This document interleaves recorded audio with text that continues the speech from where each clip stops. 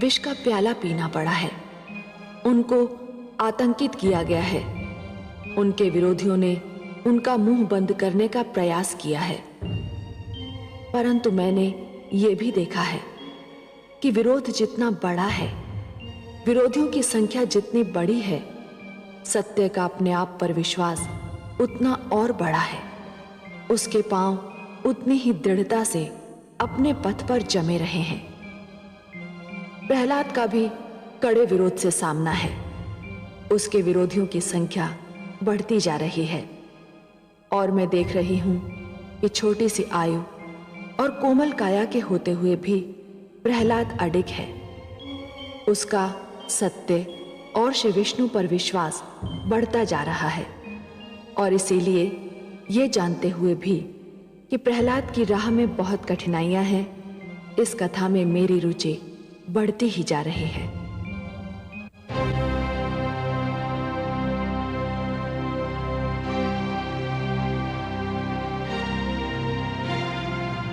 युवराज आह्लाद की जय हो। असुर लोक के राजकुमार प्रहलाद पधार रहे हैं। उन्हें आने दो।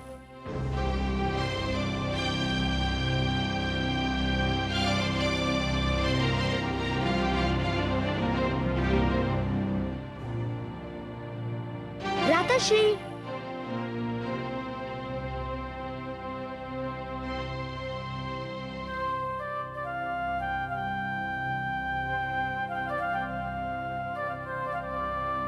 मैं आपके दर्शन को व्याकुल था भ्राताश्री।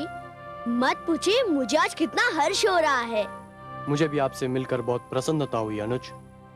मेरे माता पिता कैसे हैं? आपके माता पिता? मेरे माता पिता कामरूप नरेश विप्रचित्ती और महारानी सिंगिका। वे सकुशल है भ्राताश्री। मैं उन्हीं का पत्र लेकर आपकी सेवा में आया हूँ। क्या लिखा है पत्र में? मुझे कोई ज्ञान नहीं। मुझे पत्र पढ़ने की अनुमति नहीं थी। होती भी तो मैं नहीं पढ़ता। क्यों? किसी का पत्र पढ़ना शिष्टाचार के विरुद्ध है।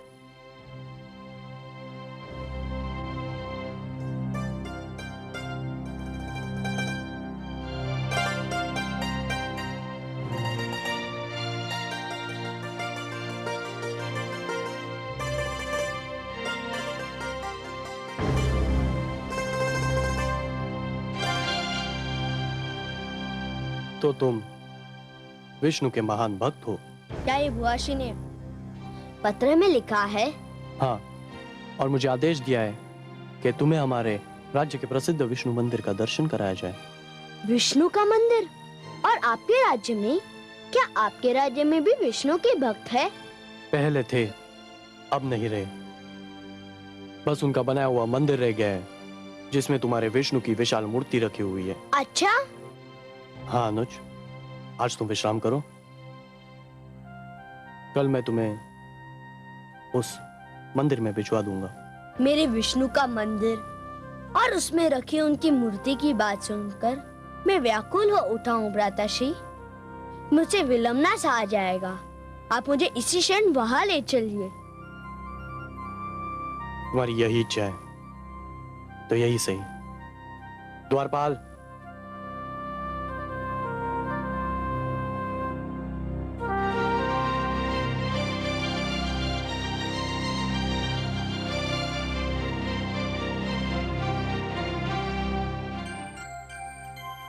मेरे अनुज को इसी समय मंदिर के दर्शन करा दिए जाए। जो आज्ञा युवराज।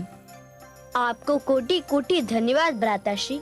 मैं मंदिर के दर्शन के उपरांत आप ही के पास आ जाऊंगा। हाँ हाँ, क्यों नहीं, मैं तुम्हारी प्रतीक्षा करूंगा।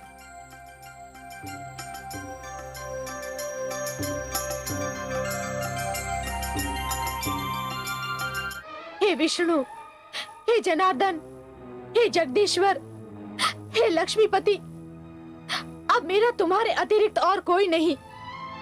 सबने मुझ दुखियारी से मुंह मोड़ लिया है। मन की व्यथा तुमसे न कहूं तो किससे कहूं? मुझे तुम पर विश्वास है। तुम ही मेरे ईश्वर हो। मेरे पुत्र की रक्षा करो प्रभु, उसके विश्वास की रक्षा करो। एक दुखियारी माँ की पुकार सुन लो प्रभु, पुकार सुन लो।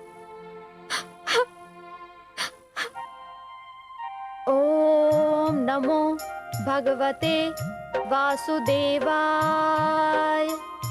ओम नमो भगवते वासुदेवाय।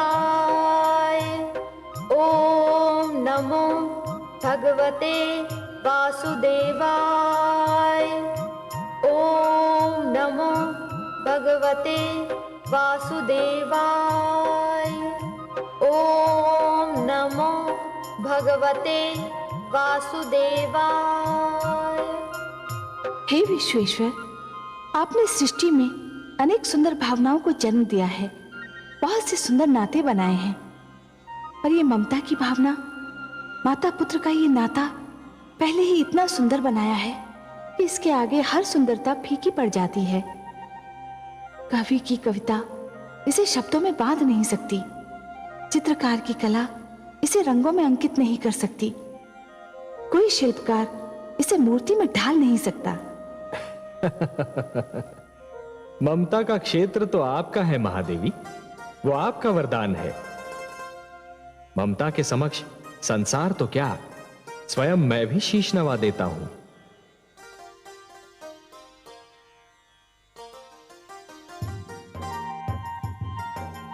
मुझे तो कयाधु की ममता में भी आप ही का रूप दिखाई दे रहा है महादेवी।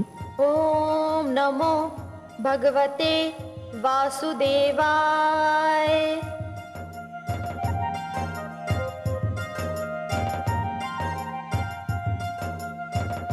वो रहा विष्णु का मंदिर।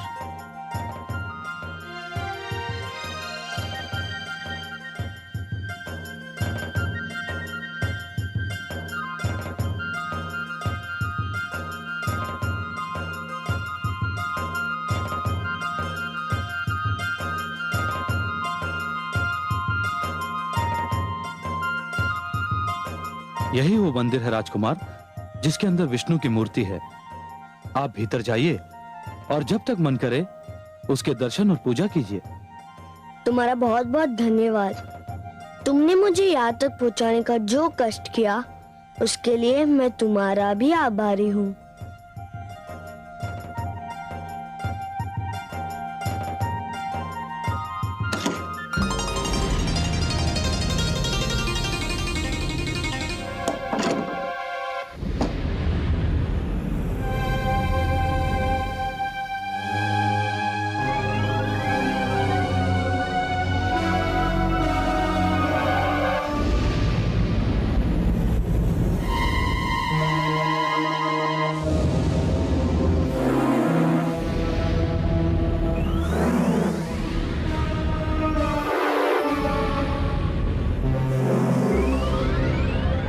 भ्राताश्री ने तो कहा था कि ये भगवान विष्णु का मंदिर है, पर ये तो कोई सर्पकुंड और नाग भंडार दिखाई देता है।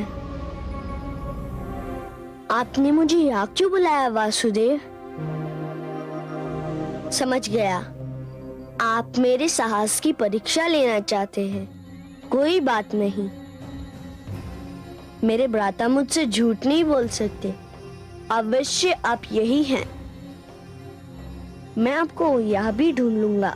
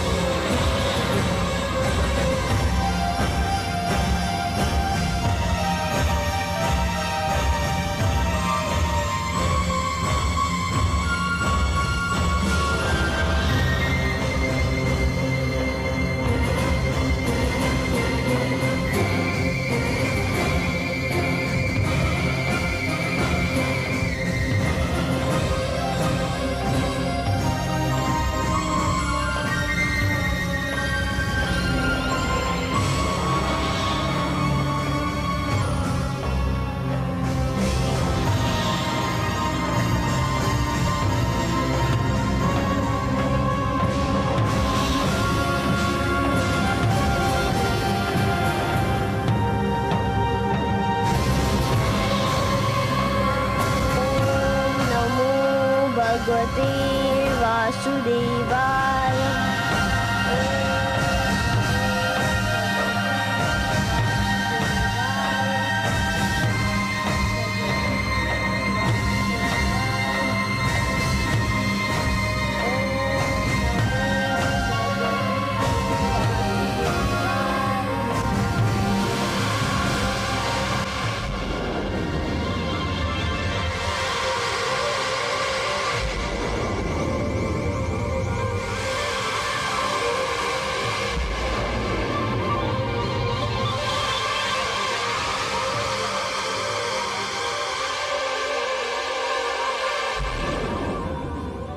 तीन लोक 14 भुवन, चाहे बैरी हो, जाको राखे साइया, मार सके ना कोई। जाको राखे साइया, मार सके ना को।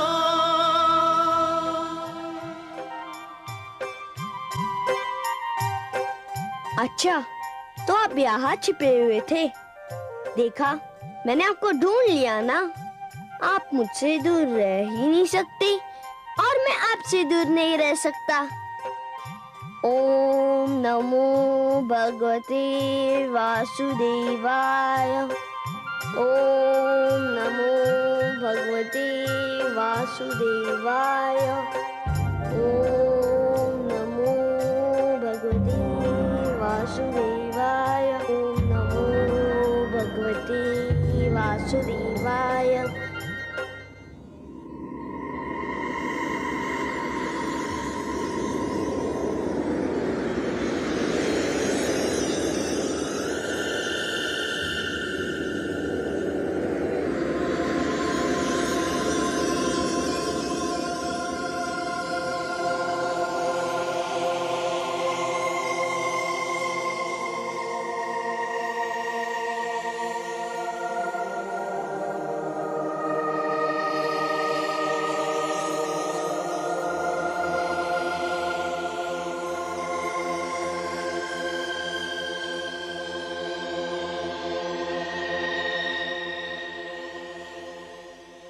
युवराज की आज्ञा का पालन कर दिया गया है। मैंने राजकुमार प्रहलाद को सर्पकुंड के भीतर छोड़कर द्वार बंद कर दिया है। ये तो बहुत ही शुभ समाचार है। अब तो समय भी बहुत बीत चुका है। हाँ युवराज, अब तक तो सर्प और अजगर राजकुमार प्रहलाद को चट कर चुके होंगे। सर्प और अजगरों को आज बहुत दिनों के बाद उनकी मन भावन आहार मिला होगा। मैं बहुत प्रसन्न हुआ। तुम्हें इस कार्य के लिए अवश्य पुरस्कार दिया जाएगा। धन्यवाद युवराज। मैं अभी किसी दूत को भेजकर माताश्री को यह सूचना देता हूँ कि मैंने उनका कहना मानकर पुत्र धर्म का पालन किया है। महामंत्री को बुलाया जाए। जो आज्ञा।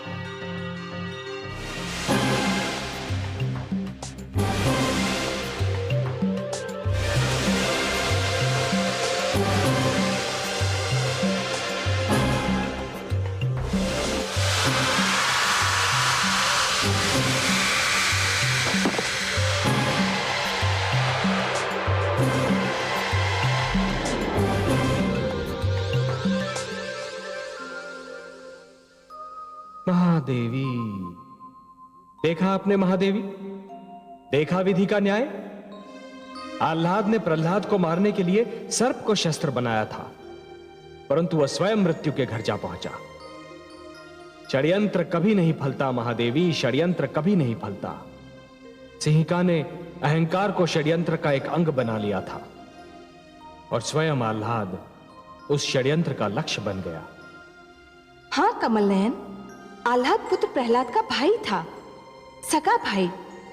परंतु कितने आश्चर्य की बात है कि एक ही माता की कोख से जन्मे दो पुत्रों के संस्कारों में इतना अंतर था।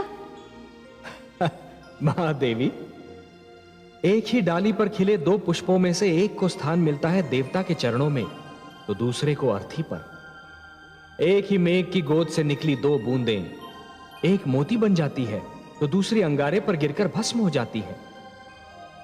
ये सब फल होता है इस सत्य का कि किसे कैसी संगत मिलती है।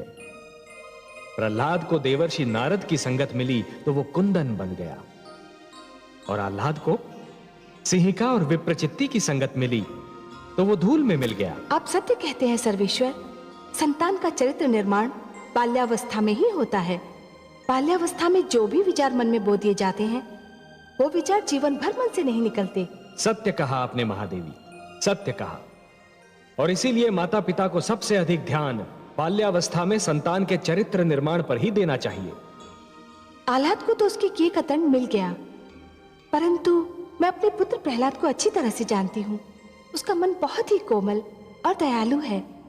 वो अपने भ्राता की मृत्यु का दुख कैसे सह पाएगा? वो तो उसे देखकर बिलख उठेगा। जब उसे इस बात का ज्ञान होगा तो उस पर न जाने क्या बीतेगी।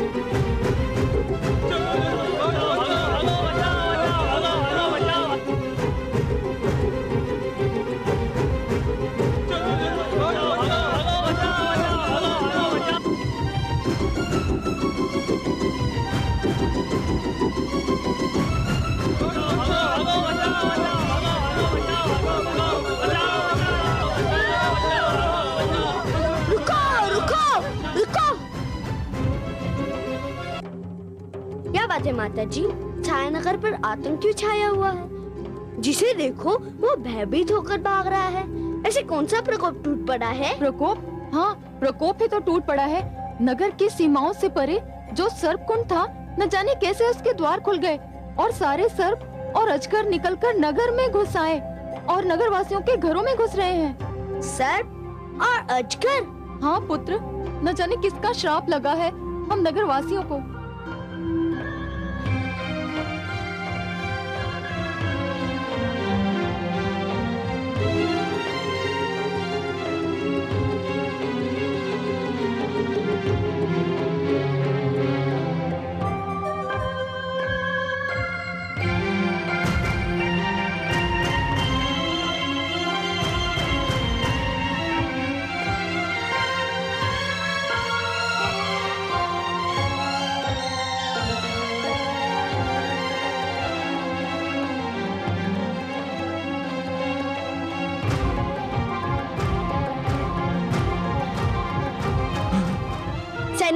जी जी राजकुमार। क्या बात है? सब कुशल तो है ना? कुशल कहाँ है राजकुमार? हमारे युवराज को तो नाग ने डस लिया है। क्या? हाँ, राजवैद्य और मंत्रियों को सूचित करके आया हूँ। अब तक तो विष अपना कार्य कर चुका होगा। नहीं नहीं नहीं, ये नहीं हो सकता। नहीं।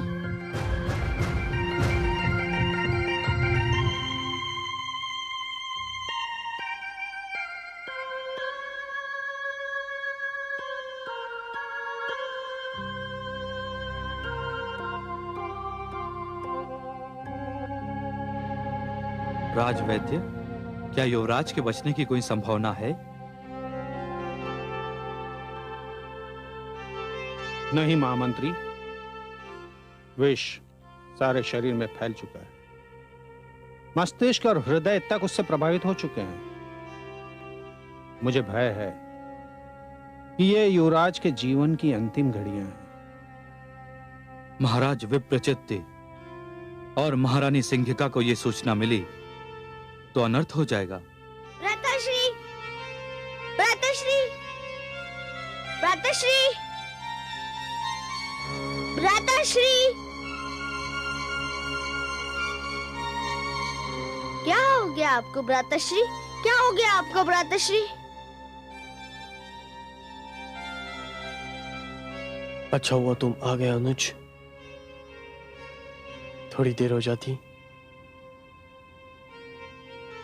तो मैं तुमसे क्षमा न मांग पाता। क्षमा? कैसी क्षमा भ्राताश्री? मैंने तुम्हारी मृत्यु चाही थी। माताश्री के आदेश पर मैंने तुमसे झूठ बोलकर तुम्हें सर्पकुंड में बेच दिया था।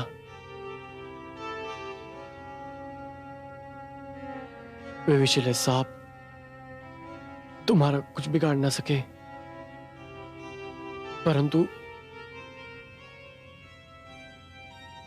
परंतु मेरी मृत्यु का कारण बन गए। मुझे क्षमा कर दो अनुज, मुझे क्षमा कर दो। नहीं, नहीं भ्राताश्री नहीं। मैंने जीवन में पहली बार तो आपको देखा था। क्या ये अंतिम दर्शन बन जाएगा? नहीं भ्राताश्री, नहीं। मुझे छोड़कर मत जाइए भ्राताश्री। नहीं भ्राताश्री, नहीं भ्राताश्री, मुझे छोड़कर मत जाइए। नहीं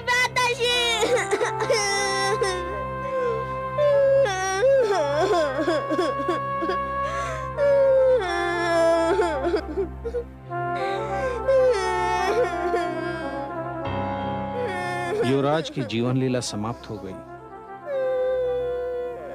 अब कुछ नहीं हो सकता।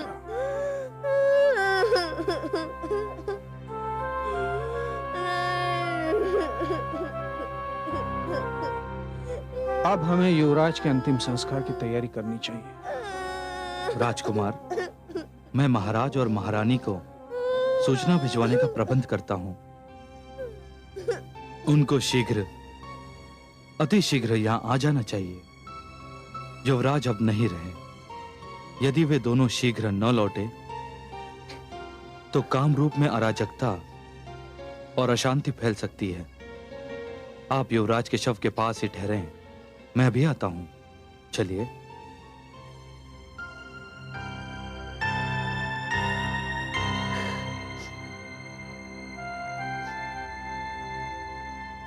हे वासुदेव, हे नारायण, हे विष्णु, आप तो समस्त संसार को सुख, शांति और जीवन का उपहार देते हैं। क्या कहेगा संसार कि विष्णु का भक्त कामरूप में दुख, अशांति और मृत्यु का संदेश लेकर आया था? क्या कहेगा संसार कि प्रहलाद अपने भ्राता के लिए मृत्यु का उपहार लेकर आया था? ये सारा दोष तो मुझ पर आ जाएगा। मैं इस कलंक को लेकर जी नहीं पाऊंगा। हे जनार्दन, हे विश्वेश्वर, आपने सदैव मेरी विनती की लाज रखी। मैं आपसे विनती करता हूँ, मेरी सहायता कीजिए। हे विष्णु भगवान, मेरे भ्राता ने तो केवल अपने माता पिता के आदेश का पालन किया था। उन्हें दंड मत दो भगवान, उन्हें दंड मत दो। मेरी विनती सुन लो भगवान, उन्हें दंड मत दो।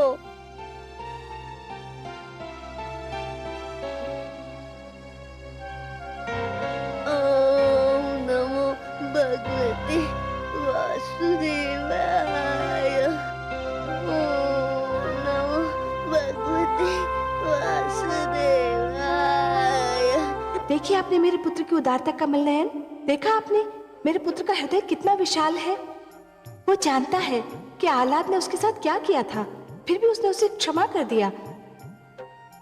वो जानता था कि आह्लाद उसके प्राण लेना चाहता था, फिर भी उसके जीवन के लिए वो आपसे विनती कर रहा है। महादेवी, आपके इस पुत्र के विषय में तो मैं क्या कहूं। धन्य है प्रहलाद, धन्य है। महादेवी, जिस प्रकार जब जल माटी को गीला कर देता है तो माटी में से सुंदर अंकुर फूटते हैं, उसी प्रकार जब भक्ति मन को उदार बना देती है तो मन में सुंदर विचारों का जन्म होता है। जिस प्रकार वर्षा फूल पर जमी हुई धूल को धोकर फूल को स्वच्छ और निर्मल बना देती है, उसी प्रकार जब श्रद्धा मन को छूती है तो मन को पवित्र और उज्जवल बना देती है। और आपके इस पुत्र के पास तो दोनों शक्तियां हैं, भक्ति और श्रद्धा। फिर तो आपको मेरे पुत्र की विनती सुननी ही होगी। महादेवी, ऐसे भक्त की विनती को मैं अनसुना कैसे कर सकता हूं? और जब आपकी भी यही इच्छा है तब तो मुझे यह करना ही होगा। ओम नमो भगवते वासुदेवाय। ओम नमो भगवते वासुदेवाय।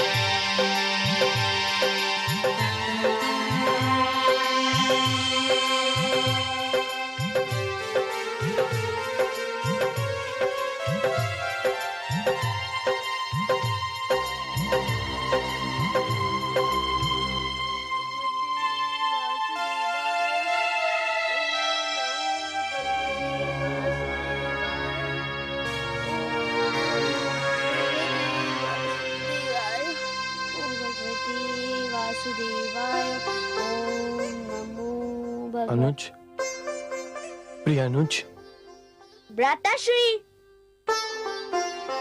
ये तो चमत्कार हो गया। मैं मरकर फिर से जीवित हो गया। पुनः जीवन मिल गया मुझे।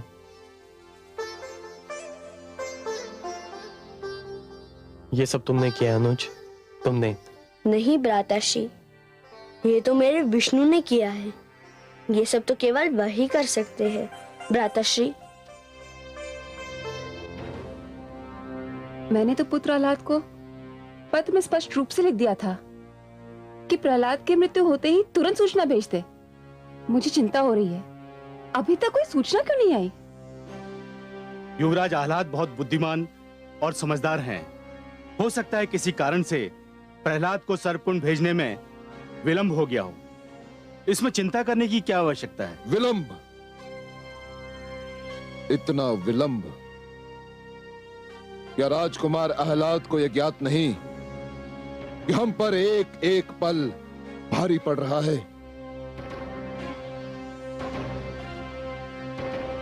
भगवान हिरण्यकशिपु की जय हो। काम रूप से संदेश वाहक आया है और वो उपस्थित होना चाहता है। आ गया, संदेश वाहक आ गया, शुभ समाचार लेकर आ गया। मैं ना कहता था कि चिंता करने की कोई आवश्यकता नहीं। संदेश वाहक को तुरंत भेज दो। जो आ गया।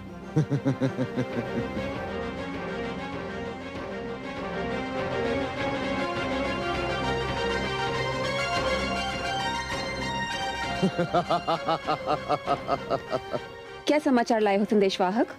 बहुत दुखद समाचार है महारानी। समाचार सुखद है या दुखद, इसका निर्णय हम करेंगे। तुम समाचार सुनाओ। सारा कामरूप शोक सागर में डूबा हुआ है। दुष्ट, व्यर्थ की बातें न कर, समाचार सुना। संदेश यह है कि युवराज क्या हुआ मेरे पुत्र आह्लाद को? महारानी, नाक के डसने से युवराज आह्लाद की मृत्यु हो गई है। क्या? हे भगवान, पुत्र आह्लाद। असंभव! दुष्ट! ठीक से नाम ले रहा है कि नहीं? मृत्यु आह्लाद की नहीं, प्रहलाद की हुई होगी। नहीं महाराज, मुझ में इतना साहस कहां कि मैं आपको झूठा समाचार दे सकूं। पर यह सत्य है कि नाग ने युवराज को डस लिया है और राजवैद्य ने उनके प्राण बचाने का प्रयत्न किया, पर वो असफल रहे और मेरी आंखों के सामने युवराज का शरीर ठंडा पड़ गया। नहीं! नहीं!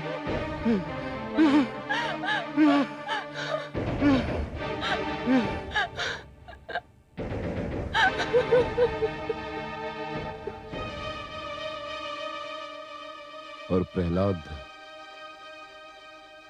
उस दुष्ट का क्या हुआ? वो तो जीवित हैं। मैंने उन्हें अपनी आंखों से सर्पकुंड से जीवित लौटते देखा था। उल्टा हो गया, सब कुछ उल्टा हो गया। अनर्थ हो गया भ्राताश्री, अनर्थ हो गया।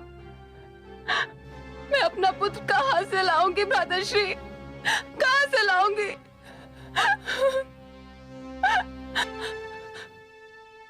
दुष्ट प्रहलाद के पास अवश्य ही मायावी शक्तियां हैं। नाग ने उसे डसने के स्थान पर मेरे पुत्र को डस लिया, मेरे पुत्र को।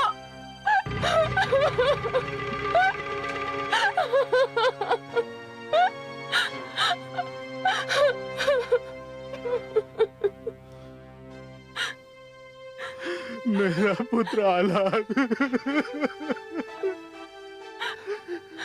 मुझे दुख है कामरूप नरेश कि मेरे पुत्र प्रहलाद ने आपके पुत्र को मार डाला। मुझे दुख है।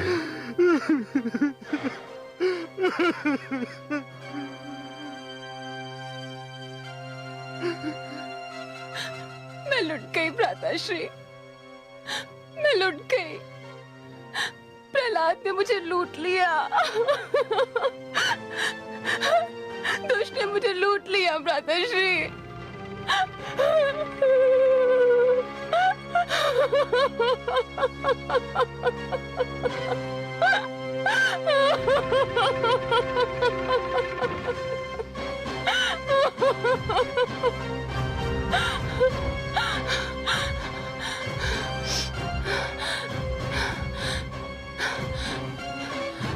अग्निदेव के वरदान की सौगंध, जब तक मैं उस दुष्ट प्रहलाद को जलाकर भस्म न कर दूंगी, मुझे चैन नहीं मिलेगा, नहीं मिलेगा मुझे चैन। जो जैसी करनी करे वैसा ही फल पाए। बोया पेड़ बबूल का आम कहाँ से खाए।